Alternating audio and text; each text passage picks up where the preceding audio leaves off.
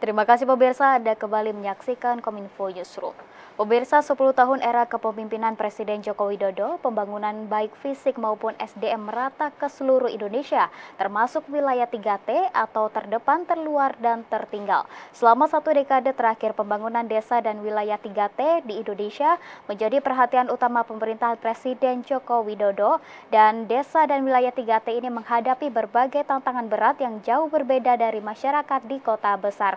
Lantas pemirsa, seperti apa pembangunan desa tertinggal dan wilayah 3T selama era Presiden Joko Widodo? Kita akan membahasnya malam hari ini bersama Sekretaris Jenderal Kemendes PDTT Bapak Taufik Majid. Selamat malam Pak Taufik, salam sehat Bapak. Selamat malam, salam sehat selalu, terima kasih. Ya, terima kasih Bapak sudah bergabung bersama kami di Dialog Kominfo Newsroom. Pak Taufik, malam hari ini kita akan membahas terkait membangun desa, membangun Indonesia maju, dan seperti yang kita ketahui bahwa desa dengan kemandirian ini mampu menjadi pusat pertumbuhan baru, dan berdasarkan dari data yang kami dapatkan, khususnya dari data Kemendes PDTT tahun 2023, indeks desa membangun kemandirian desa ini terus meningkat. Artinya ada penurunan tajam dari desa tertinggal dan sangat tertinggal. Lantas yang menjadi pertanyaan Pak Taufik, apa yang mempengaruhi peningkatan indeks pembangunan desa ini Pak Taufik? Baik, terima kasih.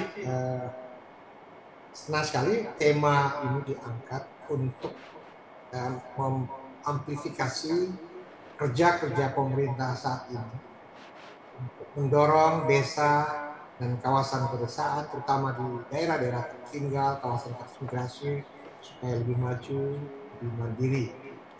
Kita tahu bersama bahwa sejak kepemimpinan Pak Jokowi di periode pertama maupun periode kedua telah menempatkan desa sebagai sebuah epicentrum baru, sebuah cara pandang baru kita untuk pembangunan desa. Ada new paradigm. Jadi desa adalah halaman depan Indonesia, desa adalah tumpuan untuk pembangunan Indonesia. Karena itu penting sekali kita harus mengamplifikasi apa saja yang telah menjadi prestasi yang di-achieve oleh pemerintah saat ini dan apa tantangan kita ke depan.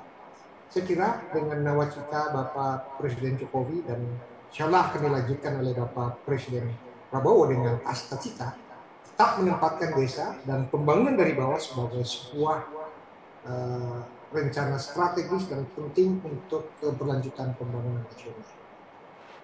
Yang pertama, saya sebelum menjawab peningkatan status desa dari sangat tertinggal, desa maju berkembang, desa mandiri.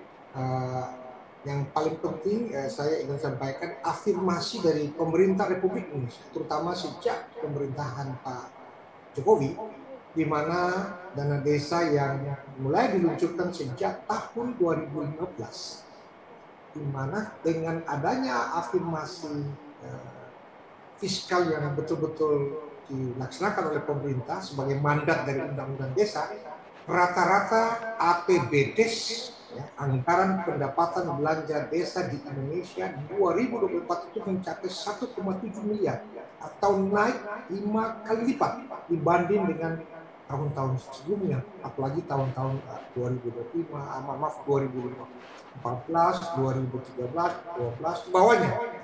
Jadi ada peningkatan yang luar biasa sebelum dana desa ini diluncurkan. Pada saat itu dana desa, ya, taruhlah di tahun 2014, rata-rata APBDes-nya hanya 329 juta per desa. Di 2024 ini sudah 1,7 miliar. Pemanfaatannya untuk apa? Nah, seluruh afirmasi pendanaan, termasuk dana desa di dalamnya adalah peningkatan pertumbuhan ekonomi, peningkatan kualitas SDM, agar supaya kita berusaha uang tetap beredar di desa, menambah kesempatan kerja dan pendapatan bagi warga desa, sehingga kita menjaga ketimpangan ekonomi tetap rendah, karena kita bisa melihara iklim kegotong royongan, iklim kekeluargaan yang ada di desa. Kemudian pertanyaan tadi, berapa sih desa yang berkembang, desa maju dan desa mandiri? Untuk mengukur status desa, kita punya 3 indeks. Namanya indeks desa membangun yang sebentar lagi akan menjadi indeks desa. Jadi indeks desa membangun itu ada 3 variabel penting. Itu indeks ketahanan sosial, indeks ketahanan ekonomi, dan indeks ketahanan lingkungan atau ekologi.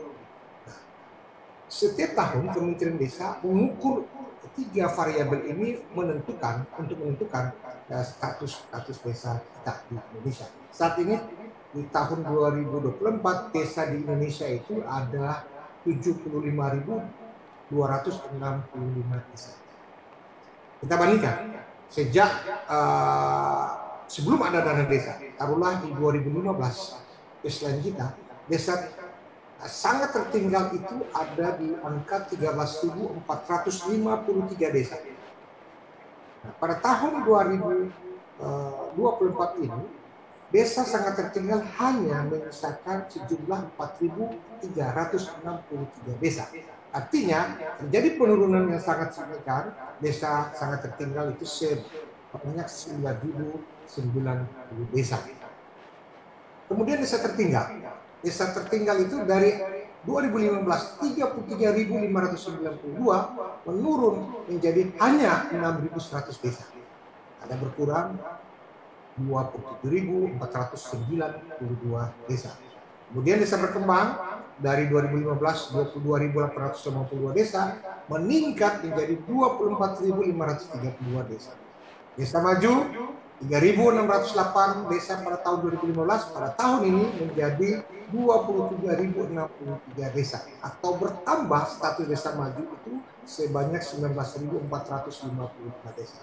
Dan terakhir desa mandiri 2015 hanya 174 desa, hanya 174 desa menjadi saat ini 17.203 desa, atau bertambah kurang lebih 17.029 desa, atau kenaikannya menjadi kalau dipresentasikan 283% peningkatan desa mandiri dari 2015 menjadi 2000 di tahun 2024 menjadi 17.200 desa.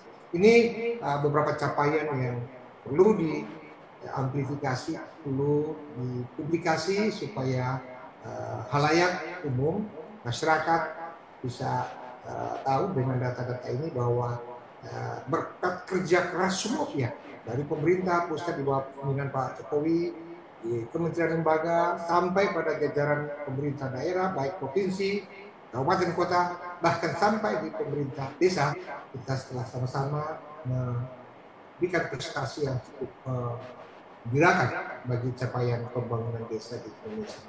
Tadi indeks ketahanan sosial apa saja kita mengukur, misalnya aksesibilitas masyarakat pada layanan pendidikan, layanan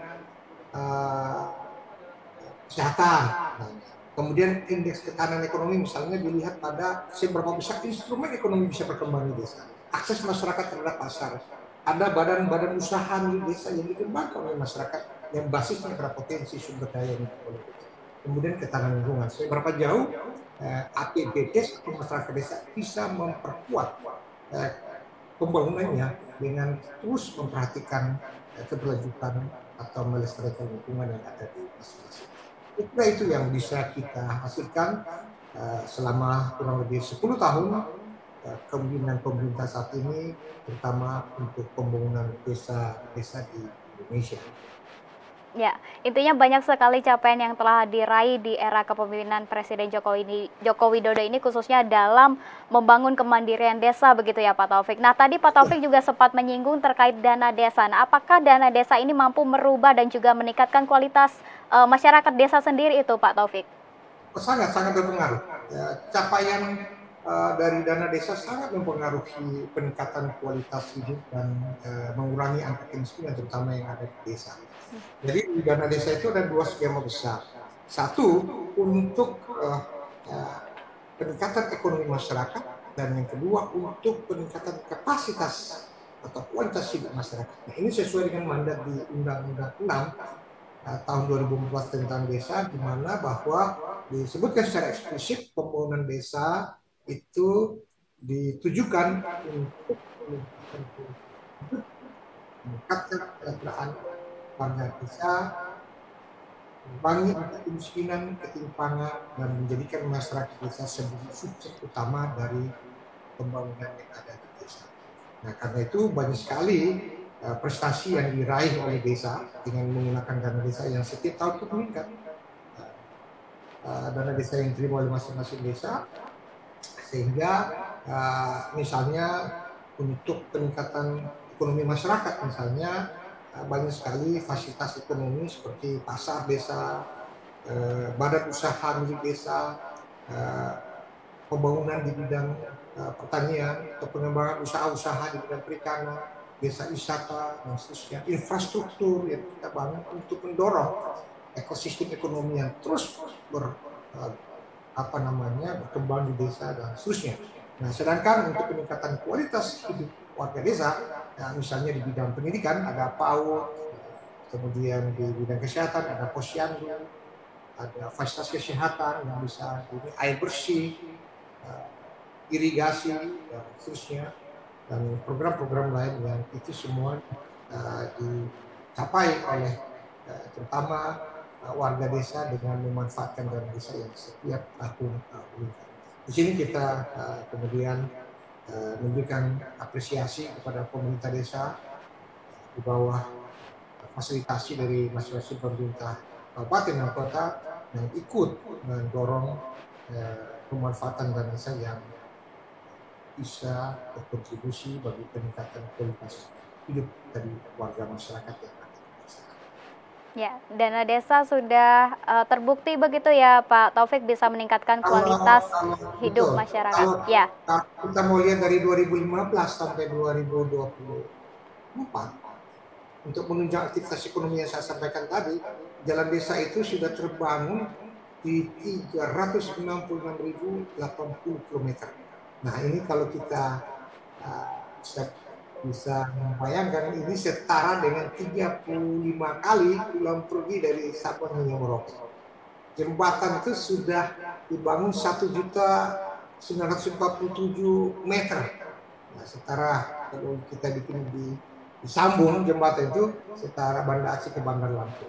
Begitu dengan pasar desa yang 14.752 unit, BUMDes yang saya sampaikan tadi 43.255 unit, tambatan perahu, embung desa, irigasi, itu banyak sekali yang sudah dibangun. Kemudian sarana olahraga, yang untuk kualitas hidup masyarakat, air bersih, MCK, polindes, drainase, sumur, posyandu, PAUD, dan sebagainya. Ribuan yang sudah dicapai di oleh masyarakat ya. desa. Ya, baik. Kemudian terakhir Pak Taufik, secara singkat saja terkait program desa wisata saat ini perkembangannya seperti apa Pak Taufik? Wah, untuk khusus desa wisata banyak sekali dengan adanya dana desa yang itu di khusus kepada desa-desa yang potensi wisatanya cukup menjanjikan, banyak penyertaan modal dari dana desa ke badan usaha milik desa untuk mengelola desa-desa wisata. Nah, data di tempat kami khusus untuk desa wisata tahun 2003, data tahun 2003 itu ada di 25.508 desa, atau 33,9% desa di Indonesia itu mengelola atau mempunyai desa wisata yang bisa menjadi destinasi wisata bagi masyarakat, baik di desa maupun di daerah-daerah sekitarnya. Ada data di tempat kami, nanti kami sampaikan. Jadi ada kurang lebih tadi 33,9% atau 25.508 desa wisata. Di luar dari secara Soklola yang data mungkin sampai 2024 ini bisa saja ada yang data terbaru melebihi dari angka yang saya sebutkan tadi. Poin pentingnya adalah bahwa warga masyarakat, pemerintah desa dan seluruh stakeholder desa merasa penting untuk mengembangkan potensi yang dimiliki oleh desa, terutama pengembangan desa wisata. Semoga dengan desa wisata ini kita berharap bisa menarik warga desa yang kebetulan sudah